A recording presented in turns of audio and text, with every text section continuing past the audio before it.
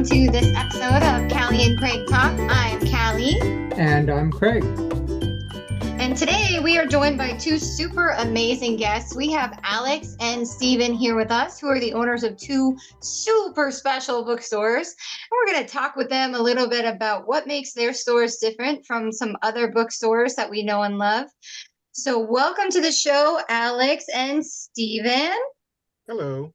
Hi, thanks for having us. Yeah, we're so excited. I've been trying to get this one planned for a while. So now I'm going to dive straight into questions and we'll just alternate. I'm going to start with Alex for this one. Well, actually, you know what, Alex, can you tell us the name of your store, where it's located?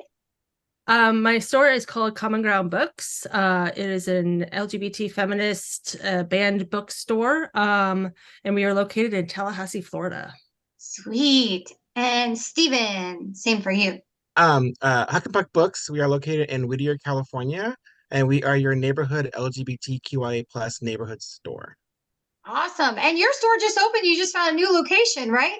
Yes, we were in Pasadena we opened shortly after lockdown, and then last year our landlord raised the rent by a lot, so we had to close it. So for the past year, I've been doing pop-ups, raising the money, and then we kind of lucked into this location.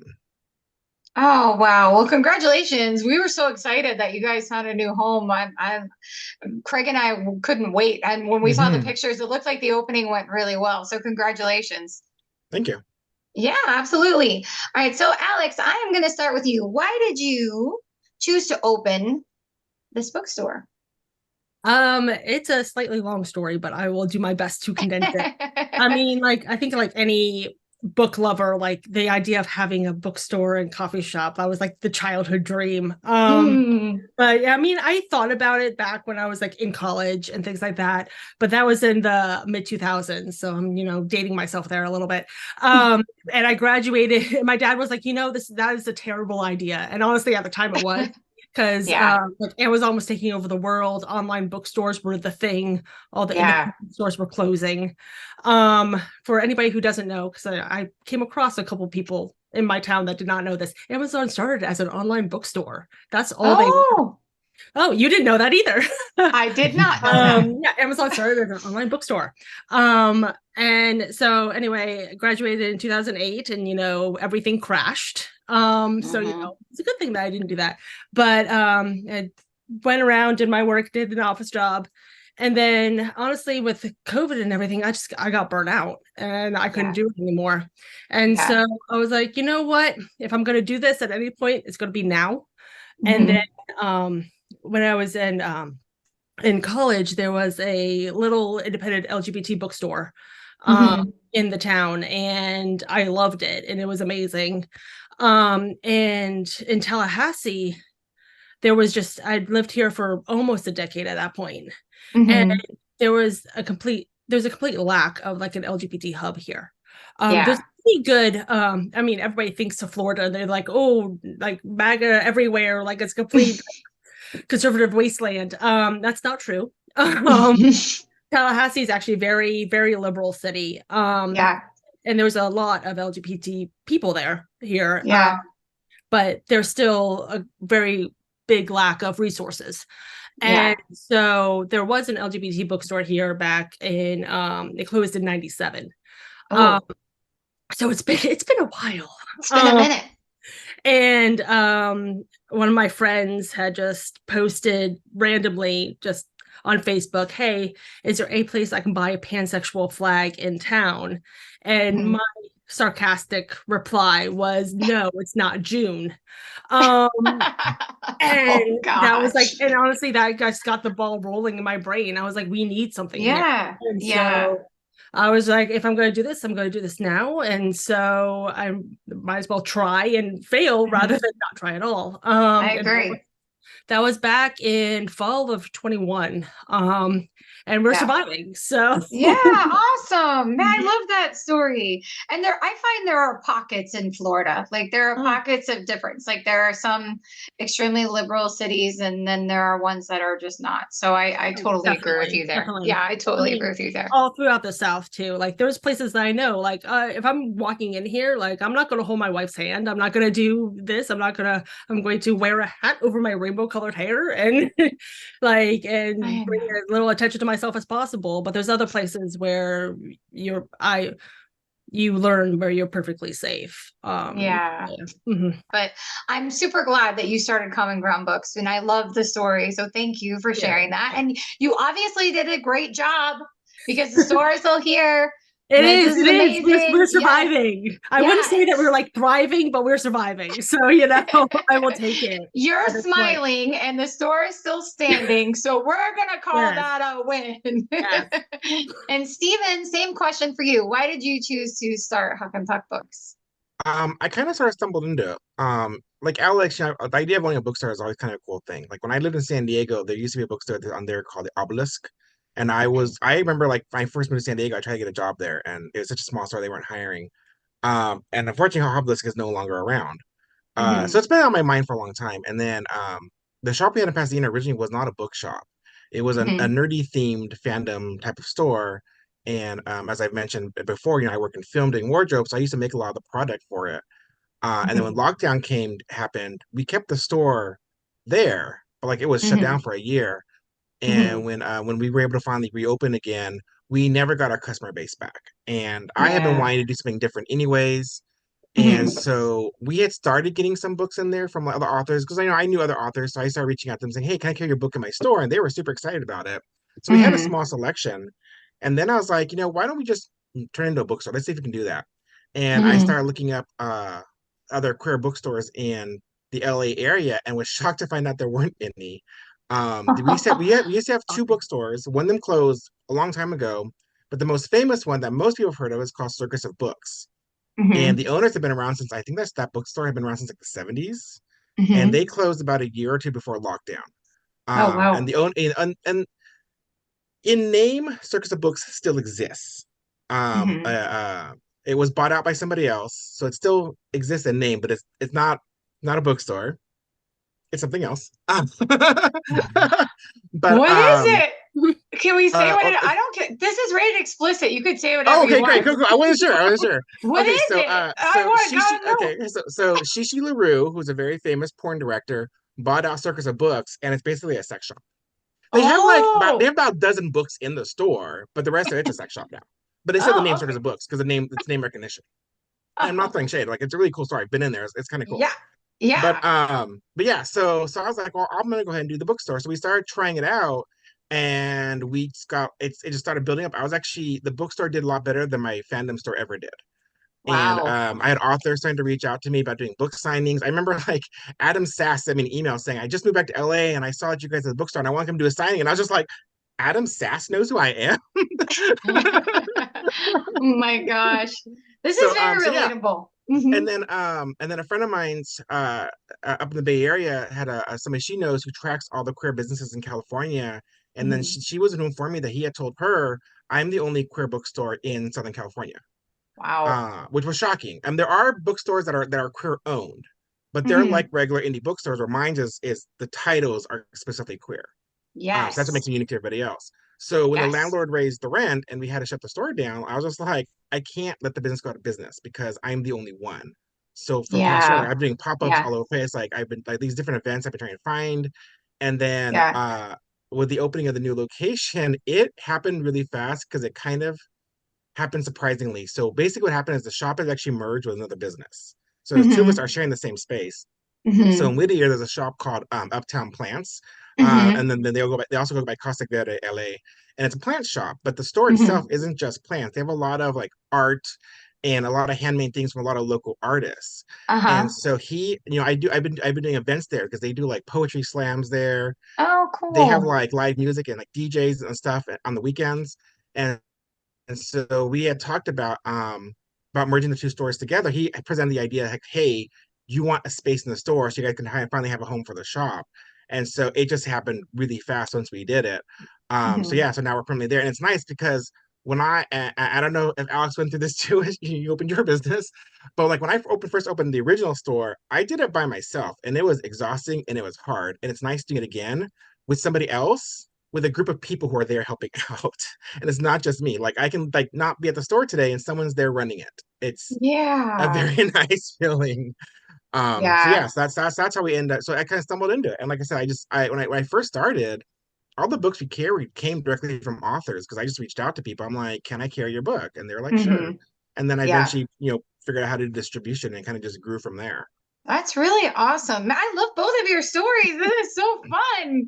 I'm so glad we had both of you on. Alex, did you have to do the same thing for your store? Reach out to people like Um, authors individually, or did you have to go about it a different way? well, what I did was I literally like Googled how to run a bookstore. I had no idea. Like I have no Yeah. business background, anything. Mm. And so I was just like looking up like wholesalers and things like that, and got an account with Ingram to supply books and went that route. Nice. I also Nice. since then have to try to start getting a lot more from like smaller publishers. Like Microcosm out of Portland is one that I use a lot. Oh, Um, and so and get books that way. oh, cool. But Awesome. Yeah. Go ahead. yeah, kind of like the same. Like we're the only queer bookstore between Central Florida and Atlanta. There's Yeah. like one that's just opening in Savannah, Georgia, but it's crazy the similarities, even like between the California and us on the East Coast. The Yeah. lack of LGBT bookstores. Yeah. That's really crazy too, because I didn't know it when I started looking up places that I would want to stock my book because I just didn't when I wrote my book, I didn't want it to be shoved into a corner. Like I want it to be on display somewhere that's proud of it, you know? And so when I was looking in Florida, and that's how I came across your store, Alex, because there are not. And so I was like, okay. I was like, I guess and then remember I told you, I'm like, I guess I'm driving to Tallahassee. I don't know. I guess that's where I'll do my book signing is in Tallahassee, which is like, by the way, it's like halfway across the state. Like Alex and I Oh talked yeah, about it take me like 5 hours to get to where yeah. Alex is, which Eh, may be worth it one day. Who knows? I mean, I don't know. It's just, I didn't want to bring my kids there and have them bothering her all day. So I'm like, we'll just do an I Instagram bring live. my kid there. She bothers me all day, so it's fine. But yeah, But for anybody yeah, that it's, go yeah, ahead. for anybody that doesn't know, Tallahassee's in the Bend, like where like the Panhandle meets the peninsula. Yeah. So it's pretty much South Georgia. Yeah. Um, Yeah. yeah, You're way up yeah. there. My house I'm is out. literally 10 minutes from the Georgia line. So yeah. Yeah, no, it's so far away. Mhm. But yeah, I'm super glad. And then for Stephen, when I started with working with Craig at the publishing house, I saw Huck and Puck Books and I saw our cute little things and showing all the books on display. And so it's kind of like a bucket list thing for me to like be noticed by Huck and Puck Books. And when you started following me, like before I talked to you, like before I met you, you followed me and I literally like dorked out with Craig. I was like, Huck and Puck Books followed me. I finally arrived. I was like, I'm legit. This is happening. Like, I was so happy. So, like, when you posted my book, I'm not even joking. When I see my book, well, first of all, when I see it on display, like at a store, like in person, I will definitely cry and or faint. I don't know. But when I saw it like displayed, like for sale just on your Huck and Puck page, like I almost like cried because it's like that is such a big deal for me. So I mean, I just want you to know, like both of you, like that is what you do for people every day. Like you make like little authors like me, you make our little dreams come true, the two of you. So like just keep going, man, because you're doing it for people like me who love it. And especially people like Craig with the publishing house. Craig really Yeah. loves people like you. Mm-hmm, mm-hmm. But you know what's And funny is Craig is, the go ahead. the Mm-hmm, past 2 months, I found some new pop-ups to do, and I'm still doing them. But mm-hmm, there's a gay bar here in downtown that lets vendors be there, and I've been going there regular. Now people like they all refer to me as the book guy there. Like everyone there knows me now as a regular being there. But they have like these mm-hmm. different theme nights they do, and yeah, I have a lot of people come to me because they're excited because everyone's like desperate for books. And Yeah. what does sell the most for me at the events, it's not the traditional big name books. Mm-hmm, It's mm-hmm. all the indie books is what people want to see because they don't see them Yeah. anywhere else. And I kind Yeah. of wish your book was coming out a little sooner because Mm-hmm, next month they're doing a queer art erotica mm-hmm. thing. And they did it last month too, but this month's themed is sports. When is it? Wait, when is the event? I'll ship you the books. When is it? I have my author copies here. When is it coming up? When's the event? It is. You tell Let me. me pull my calendar up. Give me a Bet second. You you I guys keep send. talking. I'll find you the date. Bet you I send them to you next day. Watch, Craig. Mark it down. That's where the I books know. are. This It is is on. happening. It's on May 11th. Bet you I get you those books. 100%. So May 11th is the day after release. Yeah. So that's just This you can is order through eons for Ingram. You can Cali. order Do you have through any us. idea how We can fast make it I work. work? Do you have any idea how fast I work? If you would have told me, what's today, the 18th, you would have said you needed them by April 23rd. I swear to you, I would have gotten them to you by April 23rd. There's nothing I would not do to get my book in the hands of people, honestly. So yeah, that's great. I'll send you the books. How about that? All right, good. All right, cool. And then I'm going to have, and Craig is just getting over being sick too. So today he just doesn't feel as good as I normal. did want to jump in with one thing. Yeah. There is a documentary on Circus of Books on Netflix, Yep. which if anybody very hasn't seen it, fascinating. yeah, I Yeah, recommend it's it good. because I haven't it's seen it. like I think It's Circus of Books ended up selling like a lot of gay porn at one point, but it was run by this elderly straight couple. Yeah, so the story is I can't remember what the business originally was. I think they just like did videos or something. But back like in the 70s, gay porn was still considered illegal. And so a lot of people who were making the porn could not find distributors. So they decided, well, we'll distribute it. So they started like buying from the studios and distributing themselves, like literally out of the trunk of their car and building up their business. And eventually that led to them actually producing gay porn films. And so like the husband got arrested so many times. But the fascinating thing about this couple is like, they were like super supportive of all this stuff. Everyone in the community knew them. But one of their kids is queer and they were not very accepting of him. Oh. Yeah. What? Yeah. That it was kind of shocking to get that point. You're like, really? But yeah. Aww. Made me sad. But it is a good documentary. Definitely watch it. It was definitely a learning lesson for like what you would have to go to get that store going. Because I remember I used to go in that store. Like it was a huge store. Yeah. It was nice. Yeah. Like it was so like when they said that, I was like, that, yeah. But yeah, watch the documentary. Crazy. Definitely watch it. Okay. And the nerd inside me was like, there's a Star Trek connection here because I think the guy did sound effects on the original Star Trek.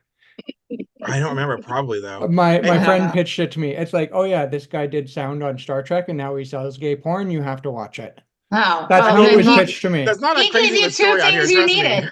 Yeah. Those are two of your sweet spots. Those are your two sweet spots. Yes, those are my two hobbies. Oh God. Okay. I mean, yeah, I could tell you a lot of LA don't stories. Embarrass me in front of Alex, okay? I just met Alex. All right. Don't embarrass me in front of her. I'm just kidding. Can I jump in? I have a question for both of you, although this may be more Stephen, because I know Stephen, you've done more in-person events. So as a publisher, we are doing our first in-person event this year. So we've got a queer book fair coming up in May. We've got a sci-fi fantasy book fair coming up also in May, probably a teacher conference in October, Christmas sale in December. I have done one in-person event before, and I've found that what sells in person is different than what sells online, like very different. So I was wondering if either of you had suggestions for like, how do you stock a table for an in-person event?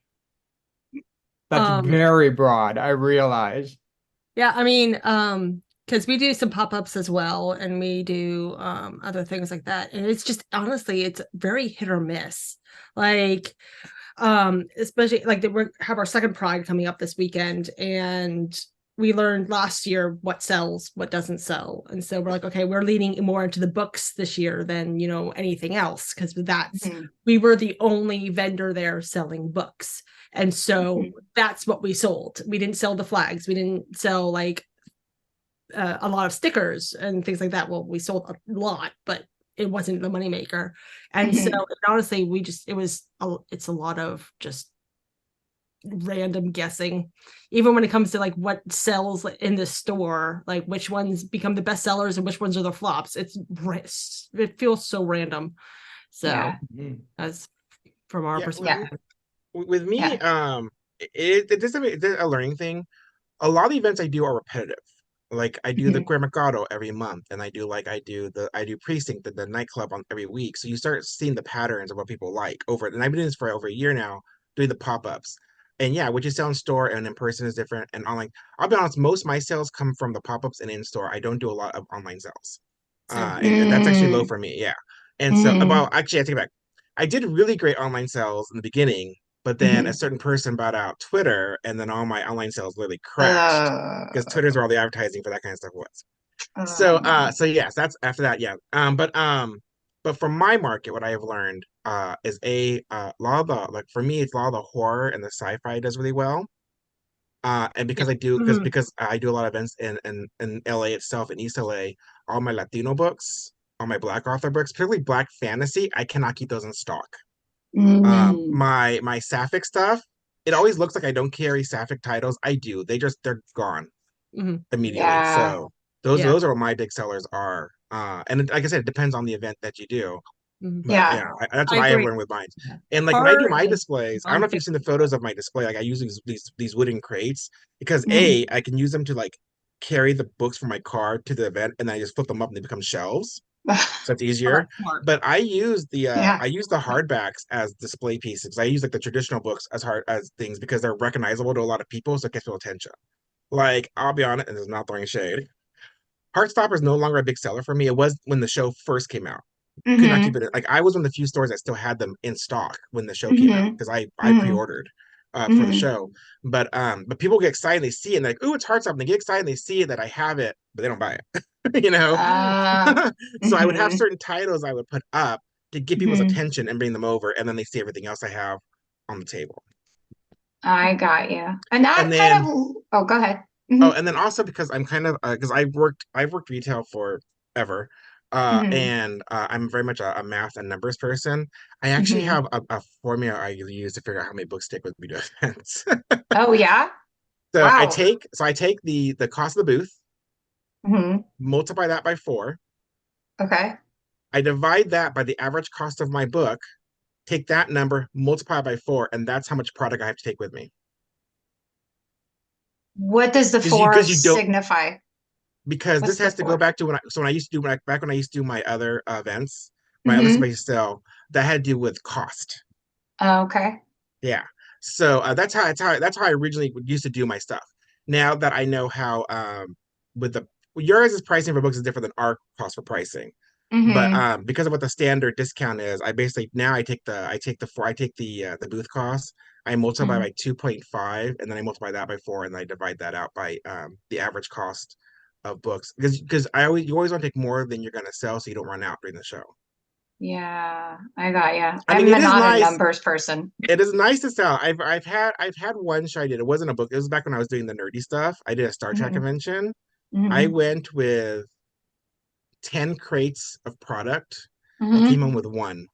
Wow, Wow. that's awesome. That's like goals Uh, right there. That was no, one of those events where Sunday morning I came down to the hotel and I went, I was like, I'm gonna go have the breakfast buffet in the hotel because I can yeah, afford it. that's amazing. And I know, But yeah, like, once you do a few of them, you start seeing the pattern and the rhythm, and you start figuring out how all that kind of stuff out. yeah, and like Yeah. you do. Oh, sorry. Go ahead, Craig.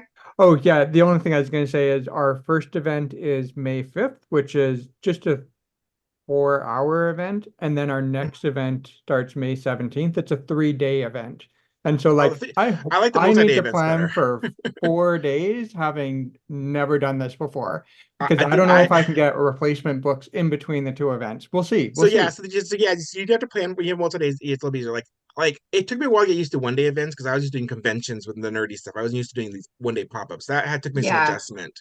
But I yeah, also remember like I do San Diego Comic Con. I've been doing that one for years. So that's yeah. 5 days worth of product I have to bring with me, which is It's crazy. insane. Yeah, definitely. And I know like you do a lot, Stephen, you're going out a lot, but Alex, you do like a ton of stuff in store, right? Because I'm Yeah. always seeing like Mhm. all kinds of amazing events that you have. What's your most popular event that you have, Alex? Like our most popular recurring event would Yeah, definitely be yeah. our art markets. Because our store is housed in it's an old house. It was built in the 1920s. That our store is Mhm, in. And so we have a lot of yard space. mhm, And so we can set up about 20 art vendors outside mm, the That's store. nice. And so yeah, and Tallahassee is a very independent business driven town, and it's a very artsy town. So the artists, they definitely bring people out that normally wouldn't come to the store. And so that's definitely a draw for us. Yeah. How many events do you do a month at the store, Alex? I'm sorry, I'm cold. I'm gonna slip a sweater on. You're fine. We have our recurring ones. Like, we have a couple like artist workshops that we do every month. We do like a crochet night, and we have a pottery one that we're doing every other month. And then we do like a clothing swap once a month. And that's a free event, but that brings people to the store. And when they come to the store, they're like, "Oh, I'm getting clothing for free. I'll buy something." And so we have probably around, with open mic nights, art markets, things like that, probably around 5 events a month in store. Wow. Yeah. And then other pop-ups that we do around town. Nice. April is a big month for us because we have, like I said, Pride. Everybody's like, "Why do you do Pride in April?" Well, because it's hotter than balls here in June. Oh my god! I hate June so much. I mean, it's already supposed to be 90 degrees on Saturday, and that's April. And then and then in fall we have football because it's a college town also.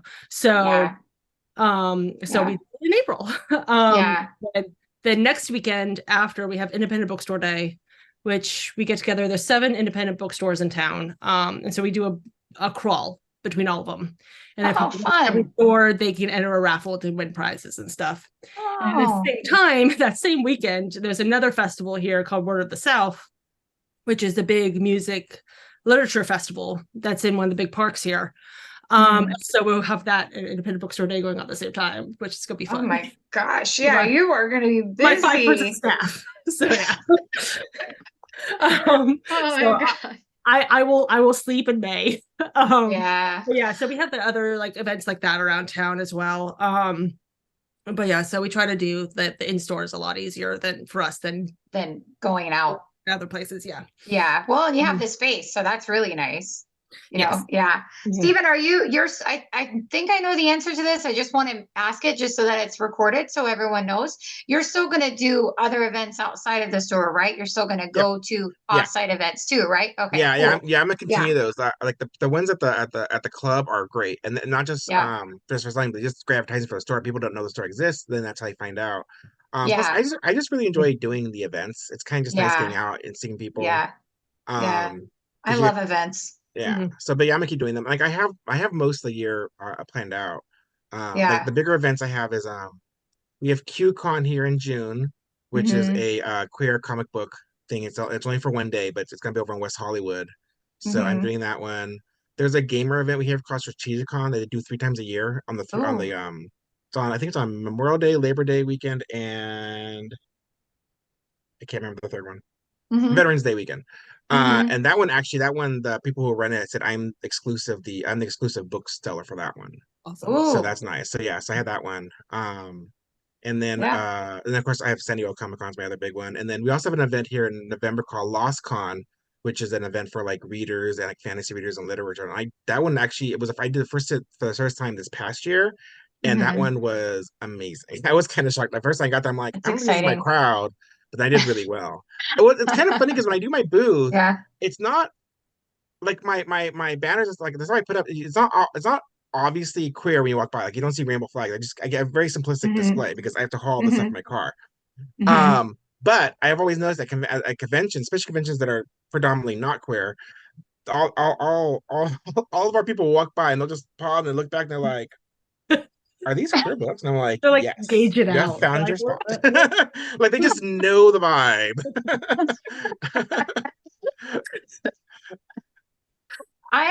All queer people understand that. They're like, we fight each other. Yeah. And you guys can't see Alex and Stephen, but they both just did the best thing because they did like the side look back, and just the side look at the booth. So every queer person listening right now understands what we're talking about. I just one event last year. There's one this little Pride event. It's like little local one. It was just they weren't allowing us. They didn't let us sell. We could only advertise it. So I had some books displaying like information out. And this, oh my God, this little gay bee kept walking by my booth, like wanting to like stop and look, but was kind of afraid. I'm like, you're literally at a queer event. It is fine. Aw. It was so adorable. Just watching him going back and forth, back and forth. And then finally came up and took a bookmark and a book and a thing and scattered off. So Craig I think you went off script, but I feel like we answered another question in there that we might had. have. Yeah. So I'm gonna ask you guys a couple things because we have Jamie Bean, who I know you know, Stephen, who is going to be opening up a bookstore also in Florida. I know she was talking about that's something she's been wanting to do. I didn't know she was actually making it happen now. Yeah. Oh, Yeah. nice. I believe it's Central Florida, and I don't want to misquote, but I feel like it's Central Florida. And I could be wrong. So Jamie, forgive me when you listen to this. If it's not Central Florida, I'm super sorry. But I know it was not exactly near me, and I'm like south. So I think I know what city she's from. Is she doing it in the city she's from? I don't know. I'm not exactly sure. I don't know. But anyway, I'm super excited because I adore her and I wish her every success. So I want to also ask questions that I think will help her. And I'm sure that you guys would have information that would be helpful to a brand new store owner, especially someone so just amazing and sweet. Like that just deserves every success. So I am going to ask you guys an uncomfortable question. Oh God. that maybe will help so we can help our sweet friend Jamie. What have you found to be the biggest challenge in running the bookstore? Getting people I don't to care who find goes us. first. Yeah. People know about it, even just knowing about us. It's really hard. Like everyone's like is insanely expensive. Yeah, and everyone's like, yo, you need to do more online presence, like, do TikTok, do these things. It's like, yeah, but the algorithm doesn't like us, so it's really hard to get there. And if you use the queer tags, it kind of suppresses you. Like I do TikToks pretty frequently, and I can't pass 250 views. Like that's where it's like I can't even get 100. I can't even get 1,000 followers, so I can't even do TikTok lives in the store. Ironically, my author one though, I'm way over 1,000 followers on that one. I can do lives on that one, no problem. So that's the hard one. Obviously, like I said, when Twitter died, that just killed a lot of the online advertising. Yeah. Instagram's helping, but like it's actually something I just discovered yesterday. So so when I do my posts, the reason I'm really good about doing all the posts online is because I schedule them a month ahead of time for the entire month. Mm-hmm. And I finally figured out, because I know Facebook had where you can like tag your products, people can just click and buy them, because I used to do that with my old shop. So I finally figured out how the new way of doing it is yesterday, and I started to do that for the books. I can start tagging them on. I do Instagram, and I got a notification from Facebook saying they're going to be changing it in a week, and that you have to actually have a shop through Facebook and like set up for them to ring up your sales and all that stuff. And I'm like, I am not running another website. Yeah. No. So yeah, so that's the hindrance, is like everyone's like, oh, but the online sales. I'm like, I'll be honest, it's easier for me to go somewhere physically somewhere and sell my books than it is to advertise online. It really is. Okay. And then and then Alex, were you saying the same? I mean, the advertising definitely is it's hard. I mean, it's a combination. Rent costs, like Stephen was talking about, like being able to, they say like a retail establishment, you should be spending 5 to 10% of your monthly profits in rent. I'm like, no. I mean, we're like 15-20% in a good month. And so, but also, the ups and downs is the hardest for me, because especially we're a college town. And so if session is out, because of course legislative session also, since we're the capital, you have the months that we have session in, we get a flood of people. When school is in, you have a flood of people. Summer comes, the town is dead.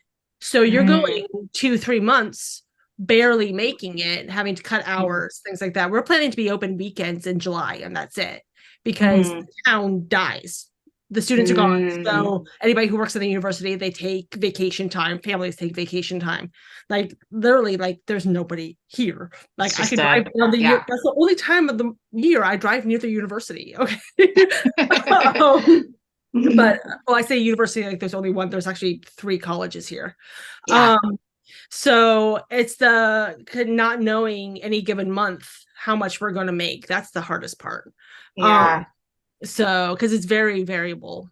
So yeah, it's so difficult. Like, and I don't know how you guys do it, because honestly, like, I don't have like a numbery brain, but I have a brain that overthinks and analyzes just from all different kinds of angles. Like, I'm super big into analytics. And I'll tell you seriously right now, algorithm is driving me insane.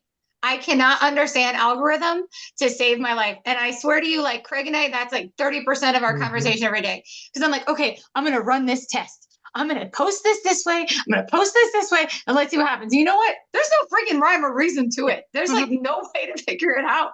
I can't understand it. I mean, and it's the same with like with followers. We have a couple friends who they post the same amount, and they're authors. They post the same amount as they do on Instagram, as they do on Twitter, as they do on TikTok. I could have one that the same person that has 10,000 followers on Instagram has 200 followers on Twitter, posting the same thing. Yeah. What's the difference? Like, I don't understand. On Instagram, he has 5,000 likes on one thing. Twitter, he can't get 2 people to retweet it. Like, what the hell is happening? Yeah, we've definitely noticed that there's different, because we do Facebook and Instagram mostly. We do a little TikTok. I was starting up right around when he who shall not be named bought Twitter, and so I was like, I like peeked in. I was like, nope, I'm done. And so, but yeah, we have completely different demographics on Facebook and Instagram. Instagram's definitely the younger audience. Facebook is the older audience. So what performs well on either side? And also, like on Instagram, like on Tuesday, I posted our new releases a little bit late. So they posted at 1 in the afternoon and got like 15 likes on the post. Today, I posted a post which actually was a lot better than new releases, but their new bathroom sign. If you my god, I freaking love it. I freaking love it. I took a screenshot of it. I love it so much. Well, I got that one. I saw it was the store that just opened in Savannah. They were doing pop-ups, and then they got a storefront. It's called Third Space Collective, and they had the sign, and I was like, I need that. And so they sent me the link. I posted that around like 11 o'clock this morning, and all of a sudden it has 300 likes on it, and it like the 2-hour difference. It was like crazy how much like it is crazy. Changes. So it's crazy. Yeah, it's It's absolutely. Stephen, do you notice a difference? The same thing, like in the times you post? So because I schedule my stuff, they're actually scheduled at very specific times. I have posts that they do them every hour, starting at 10 o'clock until 6 o'clock at night. There's always a post every hour. Okay. So, that's one thing I learned too about the algorithms is if you don't post consistently, it drops you down. And I used to try to post on a daily basis, but I'd spend my day posting and get no work done at work. So that's why I started doing. I schedule them all ahead of time. Like even the TikToks, I have like a whole bunch. Usually when I get a new shipment in, I film TikToks for all the books, and then I slowly release them every couple of days. But yeah, so I have to, that's when I keep the algorithm. That's why my Instagram does better than most of my things. I think my Facebook account is mostly bots. I really do, because I look at some of the people who like them, but the very few that do like when they do get likes. I look at that. I like the page. I'm like, that can't be a real person. That has to be a bot. You know.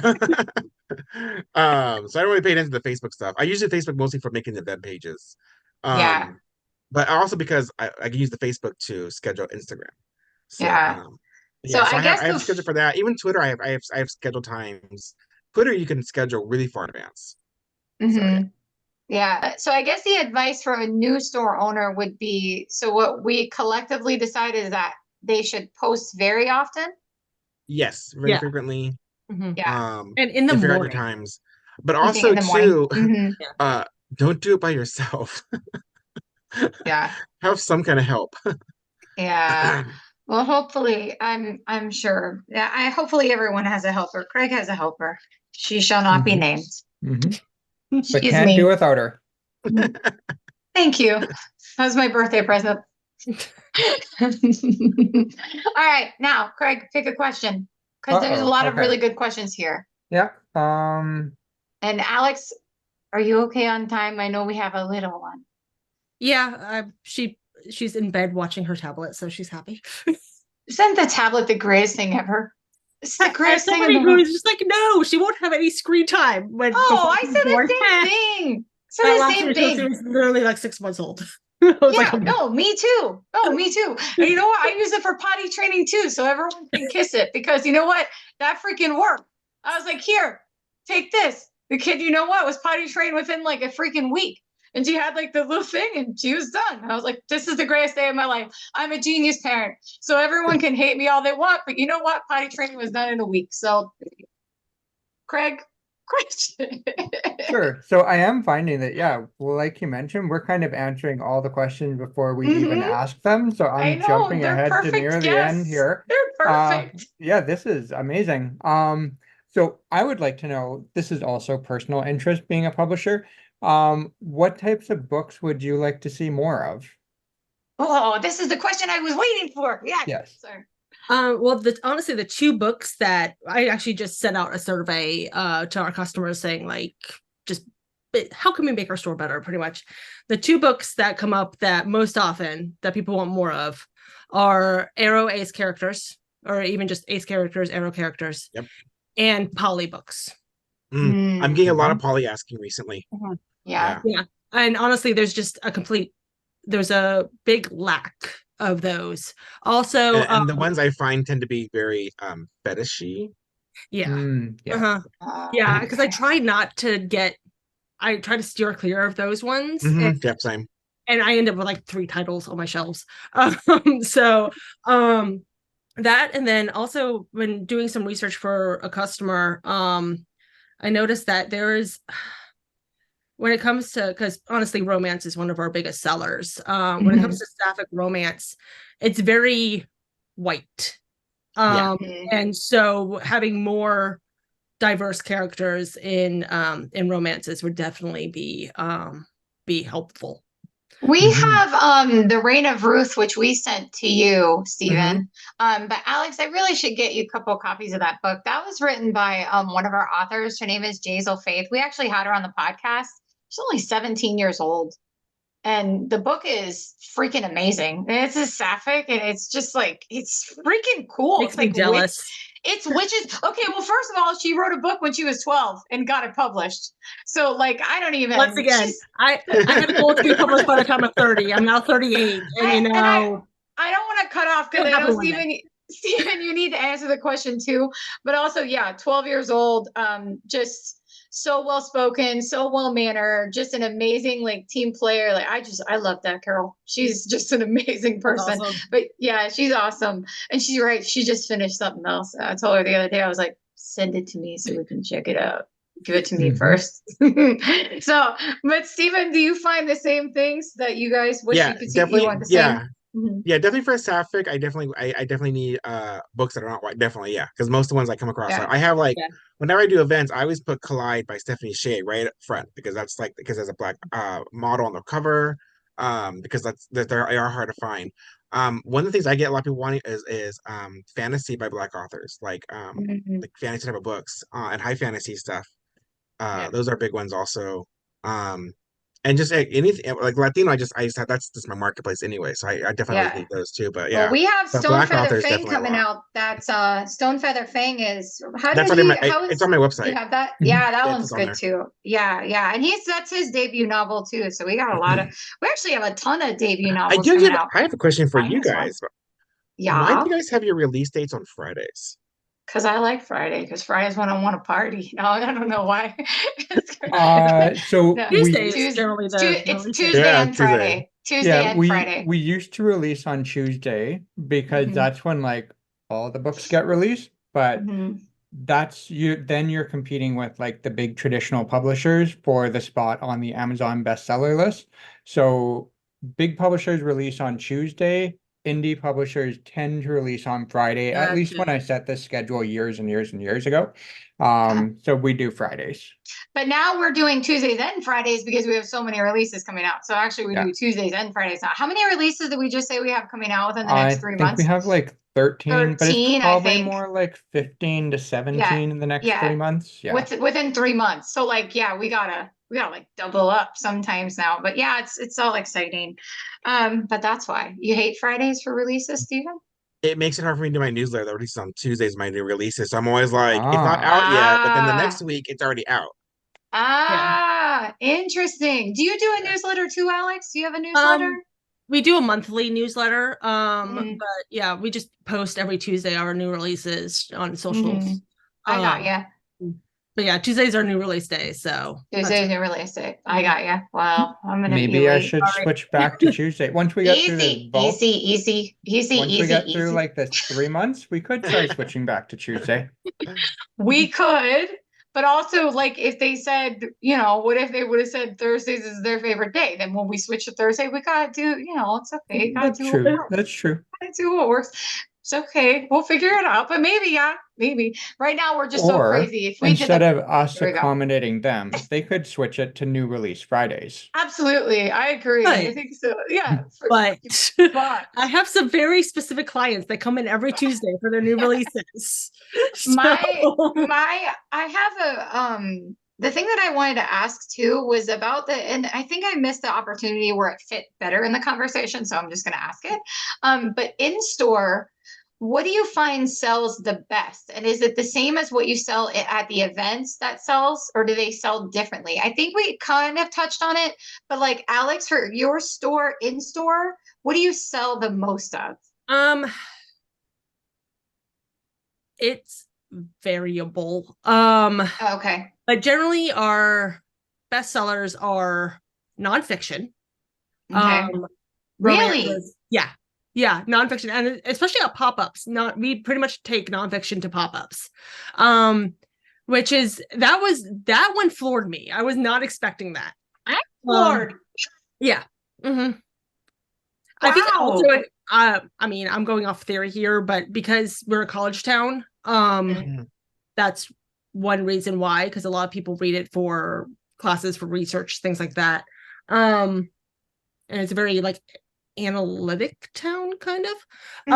But then also, yeah, romances, like adult romances, fantasy, and young adult and graphic novels. Oh, okay, cool. I love a good graphic novel too. And then Stephen, same question for you. You've been open, the new store's been open since, was it Friday? Did you guys Okay, open? so all right, so I'll give you it's in parts. So the old location, when I was at the old location, it was young adult that sold really well there. And then when I opened the new location, yes, officially we've been open since Saturday, but we've been soft open for about 2 or 3 weeks before that. Because we moved everything in and we've been there setting things up and trying to raise money. Because the money we were trying to raise, we are trying to just basically stock the store up as much as we could. Because the amount of books I had I had a lower inventory because I do pop-ups. I didn't want to like take up all the space in my apartment. So now we're spreading it out. So, but since being in the location, remember it's a plant shop. Actually, what sells really well for me is all my witch books in store. So like Juliet Diaz, her Plant Witchery book, I cannot keep that book in stock. I ordered so many the last time, and I'm down to 2 again. But yeah, all my witchery stuff is what sells the most. And then I get so I get people who are on the I don't in store. People aren't really big for the young adults. They're more for the adult stuff. But yeah, it's witchery. It's right, and that's right now because like I said, like before Saturday, we weren't really promoting that we were open, even though we were soft opened because the shop was already open anyways. And then like I said, like we opened on Friday, so or Saturday, I mean. So yeah, so that could change in a month from now. Yeah, no, I can because I know like, for us. Go ahead. Oh yeah, and then for the pop-ups, it's the horror and the dark and the dark stuff is what it tends to go like the more creepy. Like one of my big sellers at pop-ups is Rory's book, Lesser Known Monsters. I've had a restock from Rory about 3 times now, I think already. Really? Because those books go do really well. That's awesome. Horror definitely sells well. Horror nonfiction at pop-ups. Well, you know, it's funny when they when they did when Skater Boy released out here in LA, and when Anthony came in for the signing and stuff, they were talking about like like the angry teenage boy, the angry books. And I was like, I look at Jamie, I was like, no, yeah, he's right. That's what I've been selling. I'm not saying that the light fluffy stuff is not selling for me right now. It's the dark stuff. Yeah. Wow. Well, that's not good news for me. Hey, but but your girl was just I took the number 1 and number 2 spot the other day. Did you see that? On Craig, come on, brag a little bit. Oh, I saw that. I sent it to you. So the paperback and hardcover of You Can Call Me Cooper took the #1 and #2 spot on Ingram Sparks' best-selling gay young adult list. Nice. I was so excited. Did a full ugly cry. So even if it doesn't it was only probably for 2 seconds, but it was the greatest 2 seconds of my life. So I'll keep it forever. And then Jamie says hello, and I am absolutely welcome to mention that she has opened the store, and it's Lavender Books is the name of the new store. So that is okay because she messaged me and I wanted to make sure. So yes, and she's setting up the website and everything's going to be great. So I'm sorry for that little tiny eensy weensy distraction, but I wanted to make sure it was okay before I continued bringing her into the conversation. But what advice would the both of you have for a new bookstore owner? Stephen, I'm going to start with you this time because I keep starting with Alex. So Stephen, I'm going to put you on the spot this time.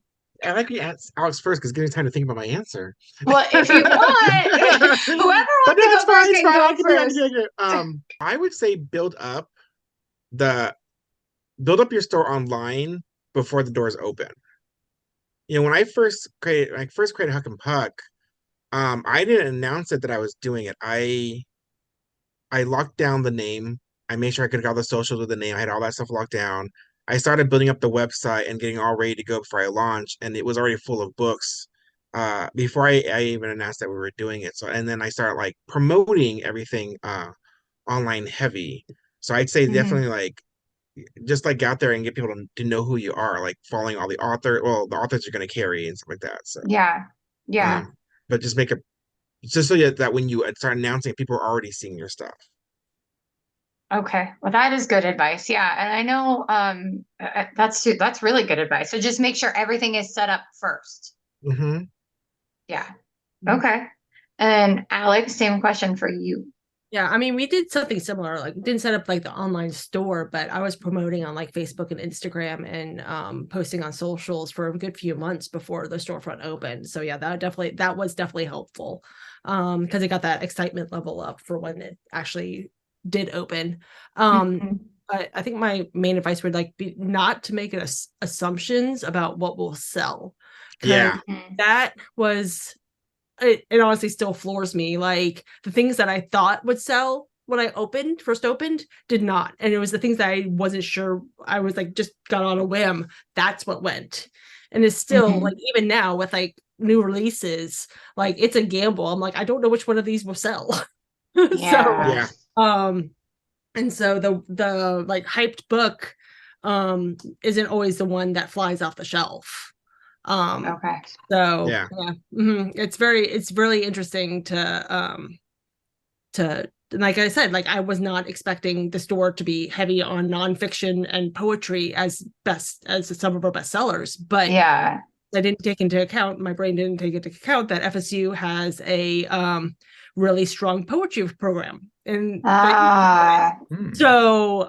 and things like that. So yeah, it's just interesting to see. On the not knowing what's going to sell.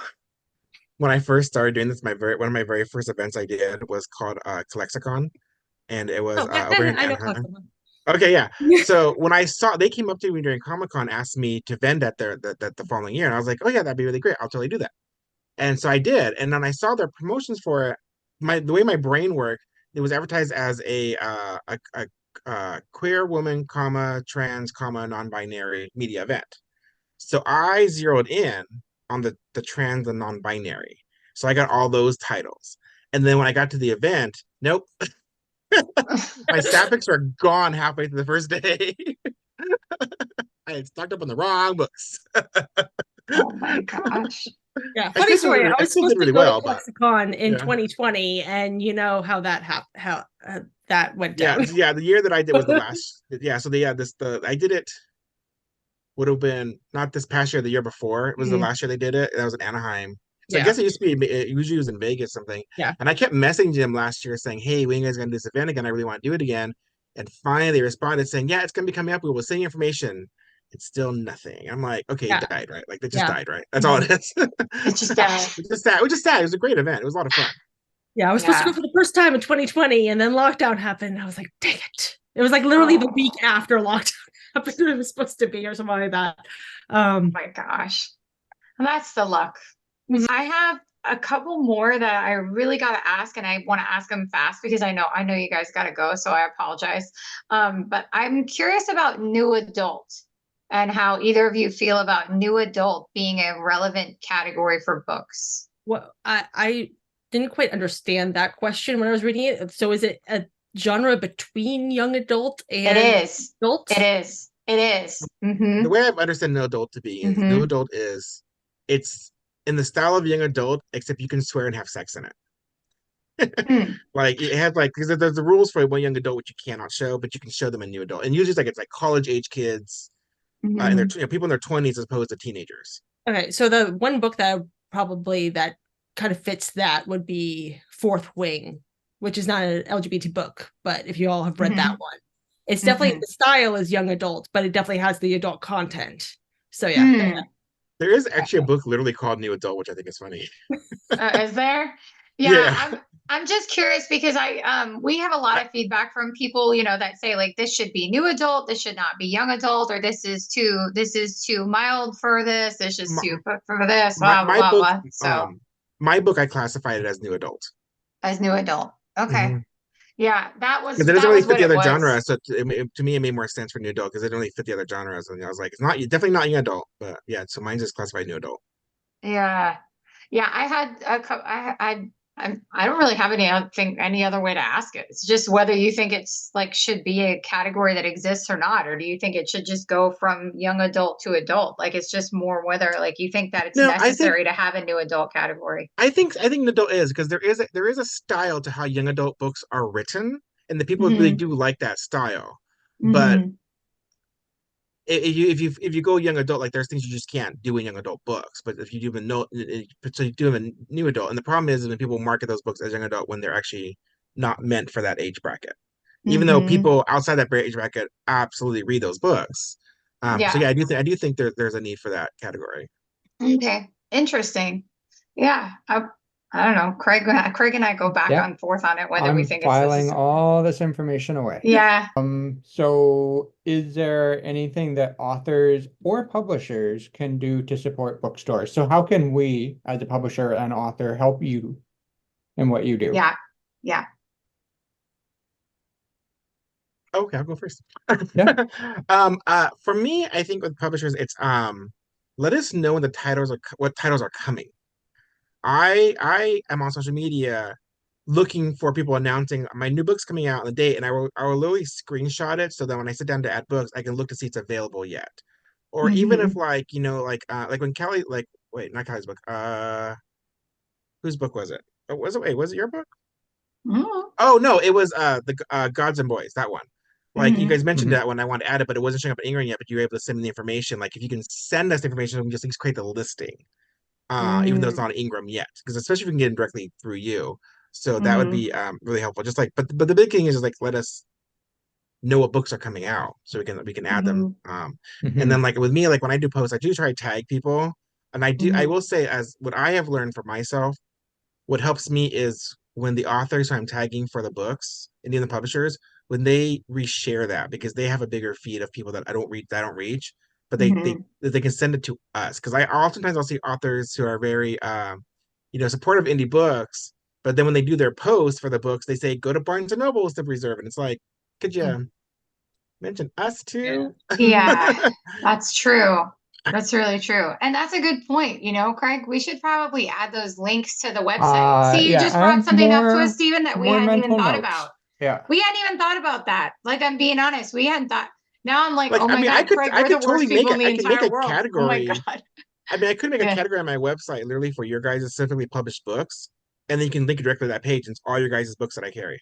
Well, I'm not going to say no to that. Definitely not. I think we say yes to that. I can say yes, 100%. We can also add Huck and Puck. As like on our website, you can buy the ebook here, you can buy the paperback here. I can easily add Huck and Puck because anything that I sent to Alex wants. Yeah, as much as Amazon is our biggest sales source, I hate Amazon. I would rather support other places. So I don't know why this has not occurred to me before here now, but I don't either. God, we're so dumb sometimes. You know, I am happy about this past year, especially when I started at the nightclub. I now am officially selling my book more often in person than I am online. That's exciting. Oh. And Yeah, Alex, and I I do want always to get some books to you. Sorry, I wanted to talk to Alex about that too, because I do want to get some books to you. So I don't know the best way to do that. Is that to deal with you, Alex, or would you? Yes, Okay. that Okay. would be So me. yeah, I got to make sure to try and hook up with you, but I know you're super busy. So I'll have to try and figure out when a good time. Send me an email, honestly, is the best way to get a hold of me. Okay. And then if I don't respond, just send me another email and just like poke. Well, we're Because good on at top of being poking busy, people. I also have ADD brain, and I will see something and be like, "Oh yeah, I need to respond to that," and then I would be like squirrel, and then completely forget. No, Oh, I I respond totally understand. my brain, don't press send. Hold on, Yeah. what did you say? You cut out real quick. I didn't hear what you said. I'm sorry. I say I'll respond in my brain, but I don't actually hit the send button. Yeah. Uh-huh. Yeah, that happens to a lot of people. And then one of the last questions I want to ask you guys. Well, actually, I have two. I'm so sorry. I promise I'll talk really fast.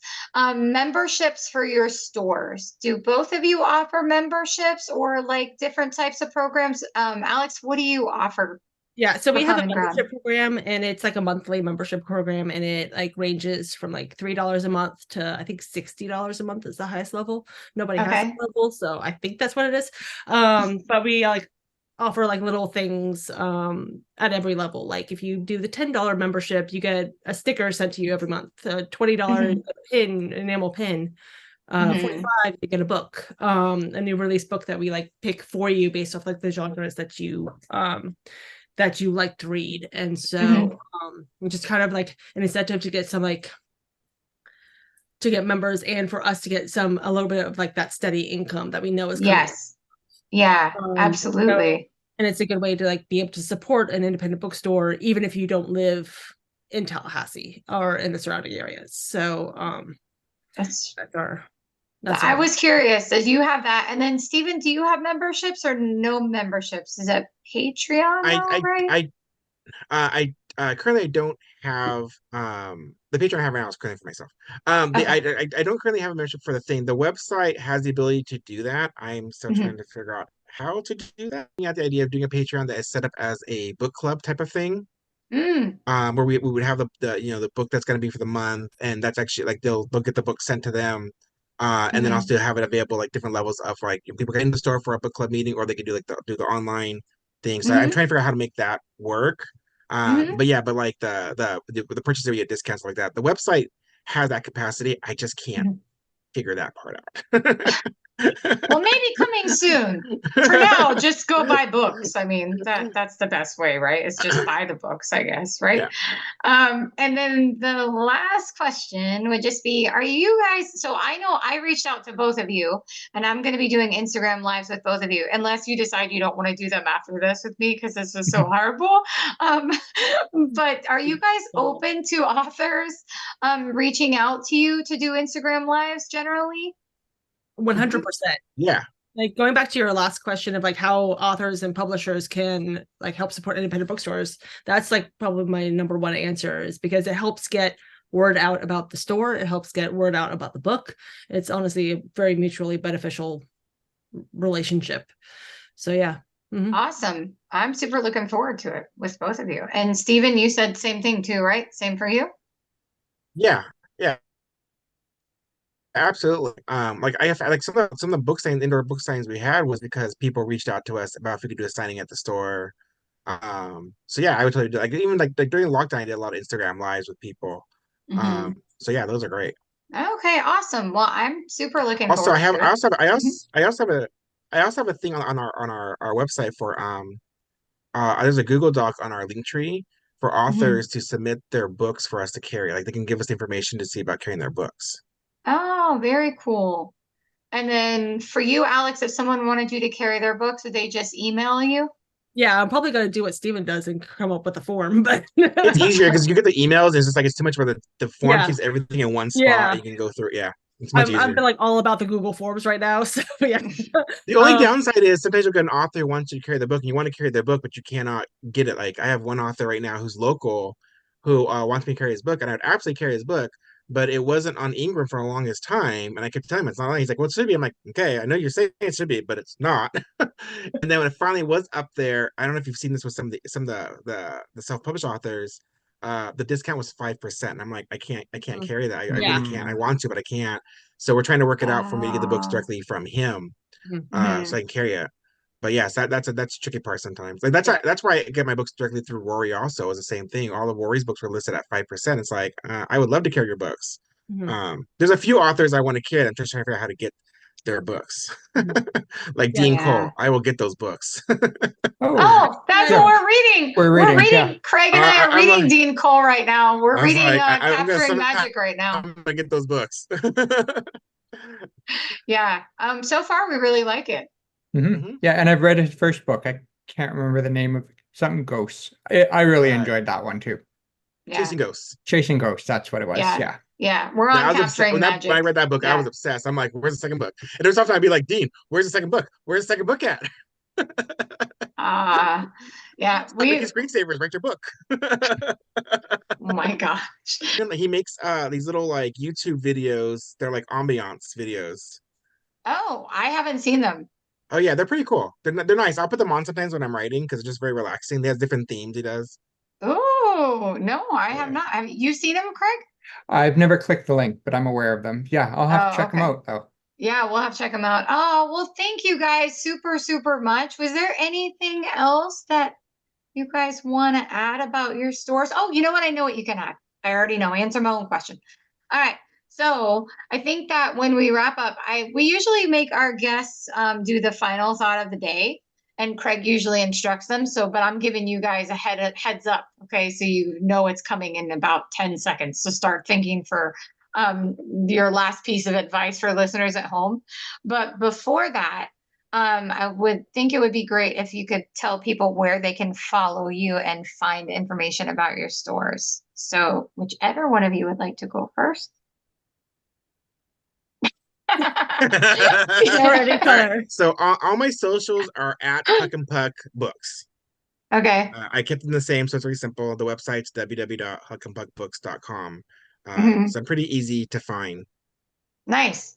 Well, you kept them all the same. Lucky for you. I was bragging about myself the other day. I thought I was real cool, and then I realized that my TikTok one was different. So I'm an idiot again. Well, technically, the Twitter is the only one that's slightly different, because they don't give you enough space for it. So it's actually on Twitter, it's Huck, the letter N, Puck Books. That's the only one that's different. Like I couldn't fit it all on there. Freaking Twitter. Like one letter space.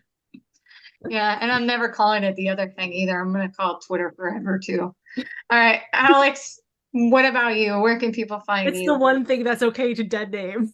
Yeah. It really is, yeah.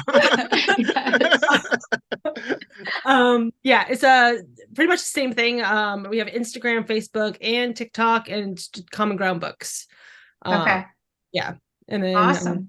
And our Instagram and Facebook link to our and TikTok. They all link to our landing page, which will link to everything else. Awesome. Okay, great. Now, Bessie, tell them what they got to do. At the end of every episode, we ask our guests to come up with a final thought for the episode, like just 1 or 2 short sentences that will really wow the audience. So no pressure, but yes, pressure. We're going to make you each do it. Since Stephen answered that last question first, Alex, I'm going to start with you.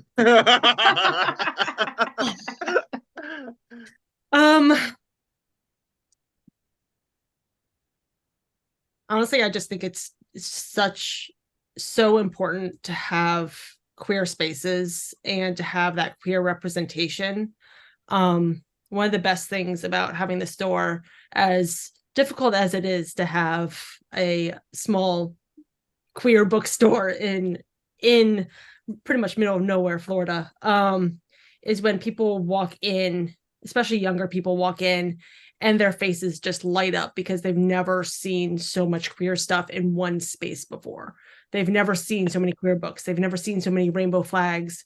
They've never seen people just so happy to be themselves. And And so I just say to people to continue to be present, even if it's difficult, even if it's not a money maker, is just continue to have that presence out there, and it's important. Awesome. Hey, good job. That was That great. You was came up with that excellent. on the fly. I didn't even give you that in the script. I mean, you didn't have time to practice. That was pretty good. Bravo.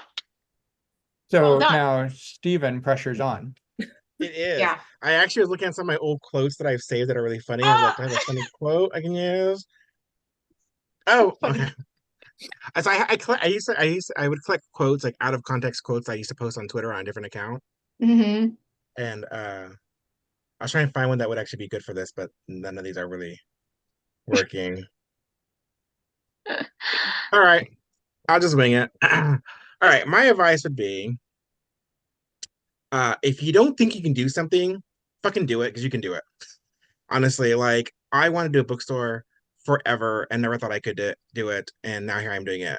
Even like working in LA, like when I was younger, I wanted to come down to LA and work, and I was like, oh, I can't just pick up and move to LA and do that because I had an opportunity because I used to work for Warner Bros. To actually just move down here. And I was like, oh, and I could never do that. And I was like, I should have just done it back then. So yeah, so if you don't think you can do something, just do it. Just do it. You can do it. It's fine. That's awesome. Well, Okay. bravo for that too. Yes, I support that as well. And now neither of us have to give the final thought of the day, Craig. This Yeah. is a beautiful thing. I Usually love it it's when one we of have us. guests. Yeah. Yeah. A lot of times we forget to ask the guests, and then the guests leave, and I'm like, not it, it's you. So you guys did a great job, and really super, super thankful that you guys took the time out to be with us. And we think both of your stores are amazing, and we will support in any way we can. And I'm super looking forward to our Instagram lives with both of you.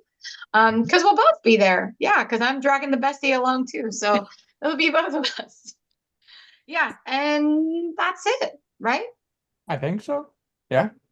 Oh, it was really wonderful to meet you, Alex, and it was wonderful to have you again, Stephen, who we did meet before, but this was just super fun. And please definitely reach out to us if we can do anything, or if you see a book that we're carrying that you want and I didn't reach out and yell about it, then definitely let me know because I'll send it.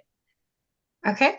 Good. It's very nice to meet you all. Yeah, and I'll let you know when the episode goes live. Oh, wait, I know when it goes live. Wait, what's the day? Hold on. Yeah, it's not this week. I already know the answer. It's 2 Mondays from now, It's the right? 29th. It will be live on April 29th. We'll That's see when it if I'm goes. still if I'm catatonic by then. But yes. Well, you have a busy, busy, busy, busy time coming up. So I will shoot you guys emails and we'll talk. And thank you guys again, really. Have the most wonderful night. You guys are both amazing. All right, thank you. Thank you. Bye.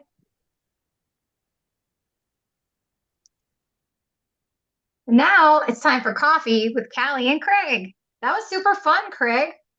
Yeah, it was really interesting talking with Alex and Stephen and finding out about how the book system works from like it was just interesting because we make books, but we don't really know what happens after the books are made. And so it was really interesting to find out about how things work on the bookstore side of things.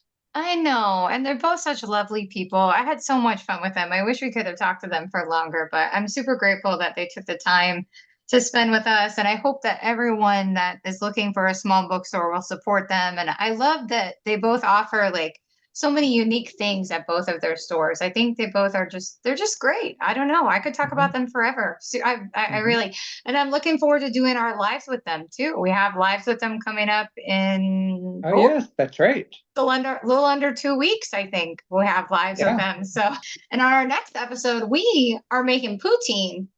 Yes. So for listeners that may not know, or maybe from different parts of the world, poutine is a pretty big thing here in Canada.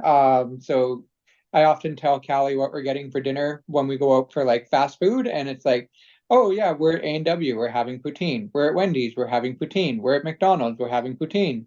And Callie has like never had poutine before, so we're gonna learn how to make it in our air fryers. Yeah. Just gotta tell people where to find us, bestie. Yeah, so we are on Instagram, YouTube, TikTok, Twitter or X, and Threads. Are we on Blue Sky? I don't think so. But Mm-mm. on all of those Mm-mm. things, we're Cali Craig Talk. So it's CaliCraigTalk. Yeah, and thanks for listening. And sorry about the end of this episode. We recorded it a few days later. So All good. yeah. All right, bye. Bye-bye. Bye. Bye. Bye. Did I say thanks for listening? Well, you did, did right? now. You Okay, did now. bye. And thanks for listening. Okay, bye. Okay, bye-bye. Bye. Okay, bye for real this time. Bye. Bye.